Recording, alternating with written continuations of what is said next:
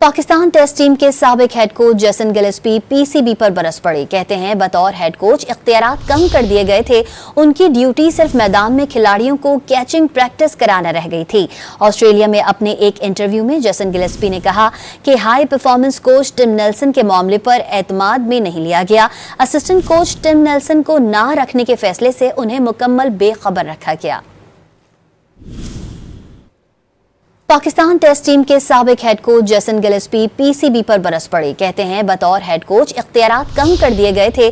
उनकी ड्यूटी सिर्फ मैदान में खिलाड़ियों को कैचिंग प्रैक्टिस कराना रह गई थी। ऑस्ट्रेलिया में अपने एक इंटरव्यू में जेसन गिलेस्पी ने कहा कि high performance coach Tim Nelson के मामले पर एतमाद में नहीं लिया गया। असिस्टेंट कोच टिम नेल्सन को ना रखने के फैसले से उन्हें मुकम्मल बेखबर रखा गया। पाकिस्तान टेस्ट टीम के साबिक head coach Jason Gillespie PCB पर बरस पड़े। कहते हैं बतौर हेड कोच इख्तियारात कम कर दिए गए थे। उनकी ड्यूटी सिर्फ मैदान में खिलाड़ियों को कैचिंग प्रैक्टिस कराना रह गई थी।